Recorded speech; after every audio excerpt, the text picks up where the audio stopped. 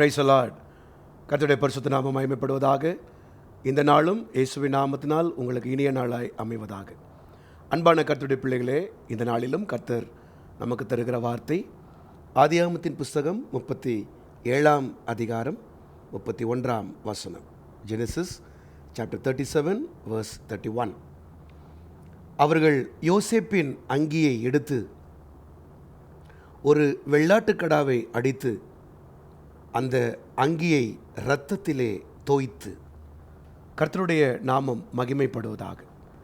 அன்பான கர்த்தருடைய பிள்ளைகளே, இந்த நாளிலே கர்த்தர் கொடுக்கிறதான வார்த்தை, இயேசுவின் இரத்தத்தினால் நீங்கள் தோய்த்து வெளுக்கப்பட்டவர்களாய் இருக்கிறபடினாலே ஒரு புதிதும் ஜீவனுமான வாழ்க்கை உங்களுக்கு உண்டு.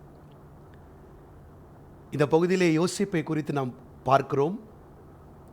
யோசேப்பு தேவனுடைய தரிசனத்தை பெற்றவன். தன் வாழ்க்கையின் திட்டத்தை பெற்றுக்கொண்ட யோசேப்பு இப்பொழுது அந்த திட்டத்தை நோக்கி கர்த்தர் அவனை நகர்த்துகிறார். அந்த பாதை கொஞ்சம் கடினமான பாதை தான், ஆனாலும் அந்த பாதையில் கர்த்தர் உண்டு. அவனை குழியில் போடுகிறார்கள். ரூபன் அப்பொழுது அவனை தப்புவிக்கிறார்.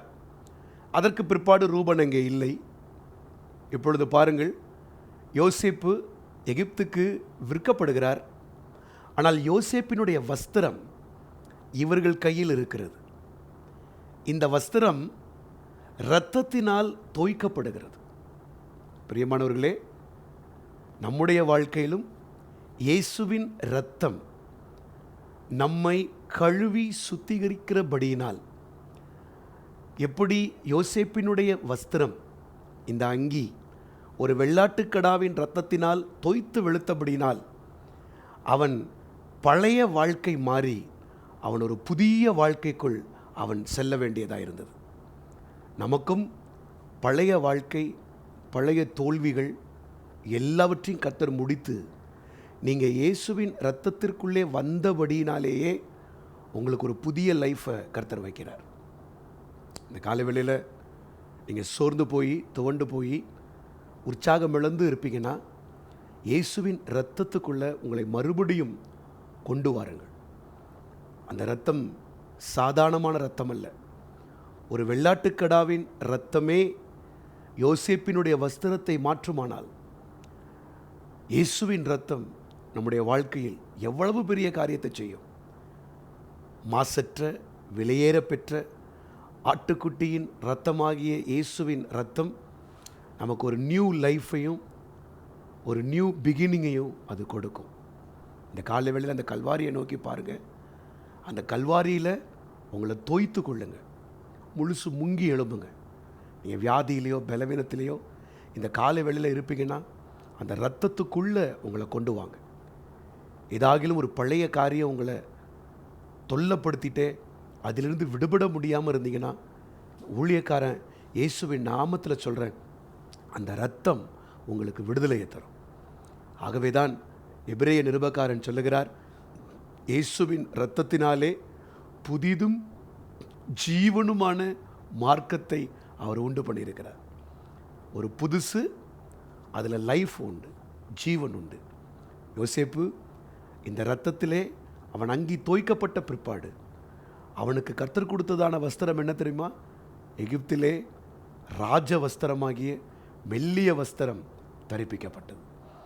அது வரைக்கும் எங்கள் அப்பா போட்ட பலவர்னா அங்கின்னு புலம்பிகிட்டே இருந்த யோசேப்பு, அந்த இரத்தத்தினால் தோய்க்கப்பட்ட பிற்பாடு, அந்த இரத்தம் அந்த வஸ்திரத்தை தோய்த்த பிற்பாடு, அந்த பழைய காரியங்கள் எல்லாம், பழைய வருத்தங்கள் எல்லாம், தகப்பன் வீட்டின் வருத்தங்கள் எல்லாம் மாறி, இப்பொழுது யோசேப்பு ஒரு புதிய மனிதனாய், புதிய அசைன்மெண்ட்டோட, புதிய ப்ராஜெக்டை அவர் எடுத்து இப்பொழுது அவர் செயல்படுத்த ஆரம்பிக்கிறார். அங்கே தோல்வி இல்லை, அங்கே ஜெயம் உண்டு, ரதம் உண்டு. ஜனங்கள் குனிந்து வணங்குகிறார்கள். 80 வருட அரசாட்சியை யோசேப்பு பெற்றார். இந்த காலவேளையிலும் உங்களுக்கு ஒரு புதிய ஜீவனுள்ள வாழ்க்கையை அந்த ரத்தம் கொடுக்கும். அது தோல்வியே இல்லாமல் நிரந்தரமாக நீங்கள் ஜெயிக்கத்தக்கதாக அது உங்களை வைக்கும். அந்த இரத்தத்துக்கு உங்களை ஒப்பு கொடுங்கள். அந்த இரத்தத்துக்கு உங்களை அர்ப்பணியுங்கள். அந்த இரத்தத்தை நம்புங்கள். அந்த இரத்தம், இயேசுவின் இரத்தம் உங்களை ஜெயிக்க வைக்கும். இயேசுவின் இரத்தம் ஜெயம், இயேசுவின் இரத்தம் ஜெயம்.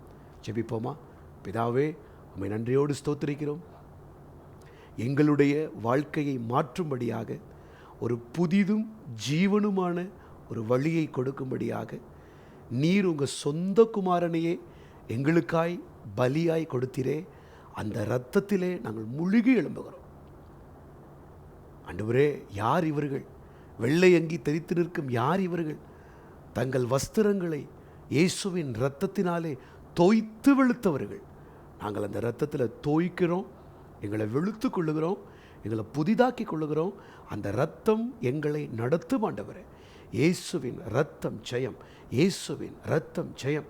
இந்த காலை வேளையில் இந்த இரத்தத்தை குறித்து அறியாதவர்கள் யாராகிலும் இதை பார்ப்பார்களானால் அந்த இரத்தம், இயேசுவின் இரத்தம் அவர்களை சுகமாக்கி குணமாக்கி பாவத்திலிருந்து சாபத்திலிருந்து விடுதலை கொடுத்து அவர்களுக்கு ஒரு புதிய வாழ்க்கையை கொடுக்கும்படியாக நாங்கள் ஜெபிக்கிறோம். அதை அந்த இரத்தத்துக்குள்ளே நாங்கள் கிளைம் பண்ணி எடுத்துக்கொள்ளுகிறோம். வேலை ஸ்தலத்திலே, படிக்கிற இடத்திலே உம்முடைய பிள்ளைகளுக்கு எதிராய் கிரியை செய்யக்கூடிய வல்லமைகளை அந்த இரத்தத்தினாலே முறியடித்து ஜெயம் எடுக்கிறோம். இயேசுவின் இரத்தம் ஜெயம், இயேசுவின் இரத்தம் ஜெயம். அந்த இரத்தத்தை நாங்கள் சுதந்திரித்துக் கொள்ளுகிறோம். அப்பா, உடைய பிள்ளைகள் ஆசீர்வதிக்கப்படுவார்களாக. இயேசுவின் நாமத்தில் கேட்டுக்கொள்ளுகிறோம் நல்ல பிதாவே. ஆமென், ஆமென், ஆமென். God bless you. இயேசுவின் இரத்தம் உங்களை ஜெயிக்க வைக்கும். ஆமென்.